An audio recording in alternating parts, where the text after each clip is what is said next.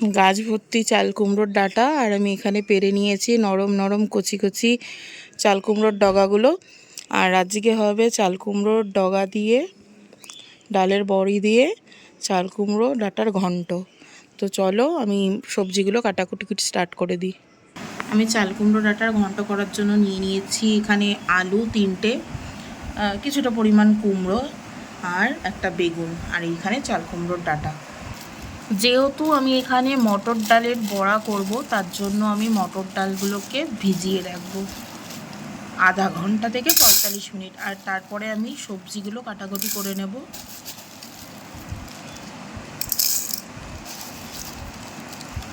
ব্যাস এইটুকুনি কিন্তু ডালের দিয়ে আমাদের বড়া তৈরি হয়ে যাবে। বেশ অনেকটাই বড়া হবে কিন্তু এখানটায়। জলটা দিয়ে ভিজিয়ে রাখবো 1 ঘন্টা মতো। ব্যাস এটা জল দেওয়া হয়ে গেছে, আর এটাকে আমি ভিজিয়ে রাখবো। চাল কুমড়োর ডাঁটাগুলো বেশ নরম কচি, মানে দরকার নেই এই আঁশ ছাড়ানো, তবু যতটা দরকার করে নিতে হয় এইভাবে আমি কেটে নিচ্ছি। আর এইভাবে চাল কুমড়োর ডাঁটা খেলে কিন্তু দুর্দান্ত, মানে দারুণ স্বাদের। আর আপনারা এই তরকারি দিয়ে 1 থালা ভাত খেয়ে নিতে পারবেন। আর আমি তার সাথে একটু পোস্ত বাটা দেই, আপনারা চাইলে দিতেও পারেন অথবা নাও দিতে পারেন। পোস্ত বাটা দিলে একটু টেস্টটা আরও বাড়ে।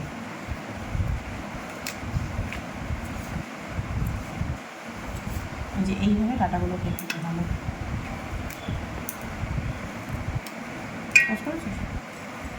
আমার কিন্তু লাউ শাকগুলো, লাউ ডগাগুলো এইভাবে কাটা হয়ে গেছে, দেখতেই পাচ্ছ। আর এখানে হয়েছে এই চাল কুমড়োর পাতাগুলো, আমি এগুলোও ফেলবো না, এগুলো আমি কুচিয়ে দিয়ে দেবো পরে। তো এবার আমি সবজিগুলোকে কেটে, আলু বেগুন আর কুমড়োগুলোকে আমি কেটে নিচ্ছি।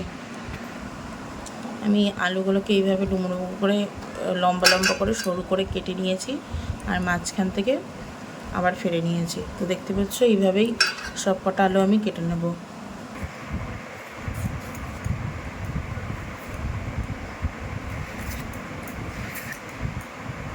আমি এখান থেকে 3টে ফেলে নিয়েছি, আবার সেমভাবে এদিকে কিন্তু আমি 4টে করব।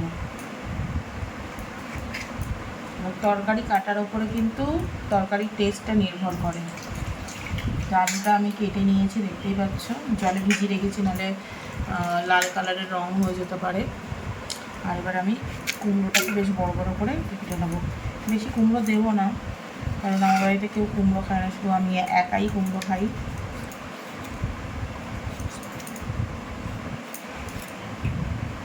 কুমড়ো আমিও খাই। এইভাবে আমি বড় বড় করে কেটে নেবো।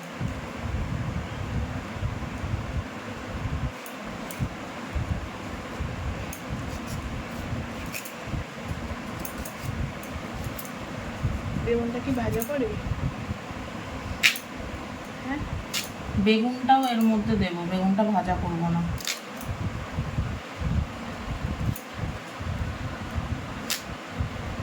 আমার কুমড়ো কাটাও কমপ্লিট, বেশ বড় করে কেটে নিয়েছি। এবার আমি বেগুনটাকে কেটে নেব। বেগুনের যা দাম এখন, বেগুন খাওয়া বড় দায়। 2খানা বেগুন এনেছি, দেখুন বেগুনটাও কিন্তু ভালো না। 2টো বেগুন এনেছি 63 টাকা দিয়ে। তো মানুষ কি খাবে এই মূল্যের বাজারে? মানুষ কি খাবে বলো তোমরা? বাঙালি, আমাদের তো খেতেই হবে। যাই হোক, এই জন্য বেগুনটাকেও এইভাবে কেটে নিয়েছি। তোমরা তোমাদের পছন্দ মতন করে কেটে নেবে। এবার আমি এগুলোকে ধুয়ে নেবো। আর শাকগুলোকেও আমি কিন্তু কুচিয়ে নিচ্ছি, যে শাকগুলো যেগুলো রেখে দিয়েছিলাম এগুলো আমি ফেলবো না।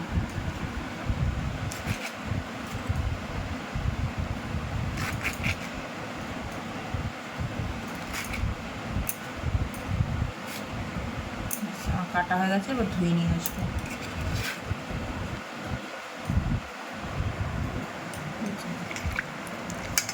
এবার কতটা ভিজেছে তারপরে আমি পরে বেটে নিয়ে আসছি ধুতে ধুতে। এখানে ডালটাকে বেটে নিয়েছি আর এর মধ্যে দিয়েছি হলুদ, নুন, কালো জিরা দিয়ে এটাকে ভালো করে মেখে নেব। আমি এখানে কড়াইতে তেল গরম করতে দিয়ে দিয়েছি। এবার বড়াগুলোকে আমি ভেজে নেব এইভাবে।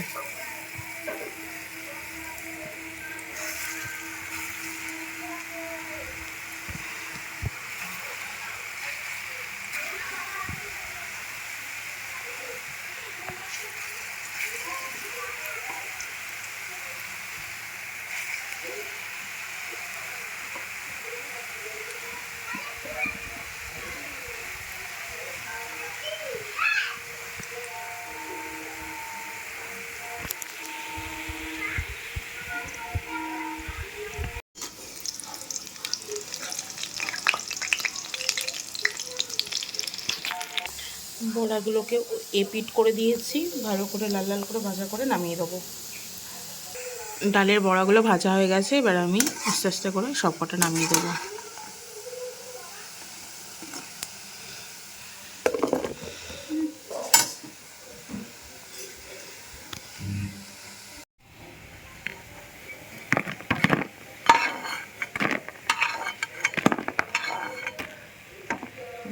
সব কটা বড়া ভাজা হয়ে গেছে। তেল দিয়ে দিয়েছি, এবার দুটো শুকনো লঙ্কা ফাটিয়ে রেখেছি, মেটে দিয়ে দেবো। শুকনো লঙ্কাটা ভাজা হয়ে গেছে, দিয়ে দেবো কালো জিরে।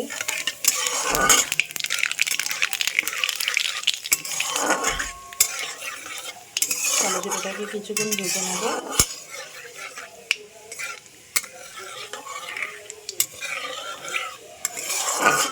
কালো জিরে ভাজা হয়ে গেছে, এবার দিয়ে দেবো কিছুটা পরিমাণে রাঁধুনি।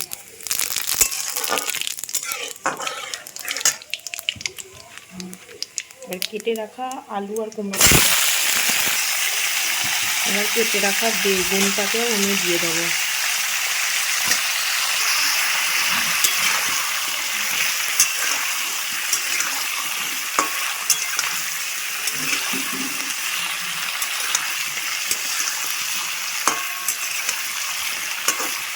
এখন দিয়ে দেবো নুন আর হলুদ। আমি আবার এখানে হলুদ আর নুনটা দিয়ে দিয়েছি পরিমাণ মতন, এই দিয়ে দেবো।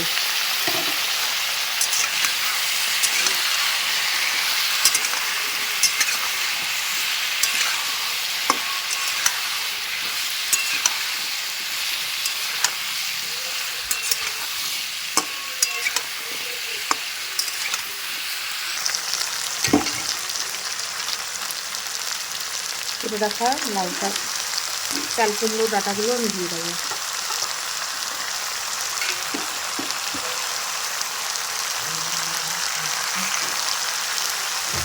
এর সাথে দিয়ে দেবো শুকনো শাকগুলো। আমি নাড়িয়ে তারপর ঢেকে দেবো।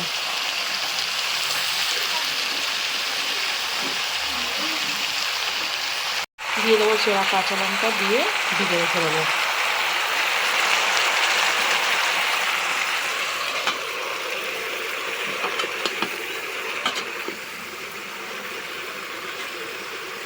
প্রায় 15 মিনিট আমি নেভা আছে এটাকে হতে দিয়েছিলাম। যে দেখুন সম্পূর্ণভাবে কিন্তু ডাঁটাগুলো সেদ্ধ হয়ে গেছে আর শাকগুলো বেশ মজে গেছে, আর সম্পূর্ণ তরকারিটাও কিন্তু বেশ মজে গেছে।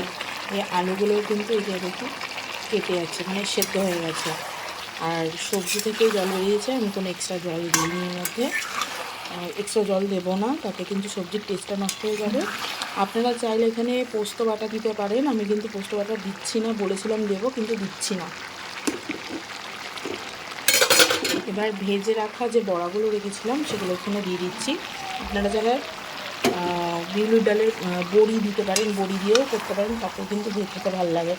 তবে আমার বড়ির থেকে আমি মনে হয়েছে যে ডালের বড়া দিয়ে, মটর ডালের বড়া দিয়ে করলে বেশি ভালো লাগবে। তো একবার মটর ডালের বড়া দিয়ে ট্রাই করবেন। আর নামানোর আগে আমি একটু মিষ্টি দিয়ে নামিয়ে দেবো। আবার 5 মিনিটের জন্য ঢাকা দিয়ে রেখে দেবো, যাতে বড়াগুলোর মধ্যে ঝোল ঢুকে যায়। এটা বেশ আমার মাখো মাখো হয়ে গেছে। আমি এখন দিয়ে দেবো চিনি পরিমাণ মতন। এখানে 2 চামচ চিনি দিয়ে দিয়েছি। এবার আমি মিশিয়ে নেব।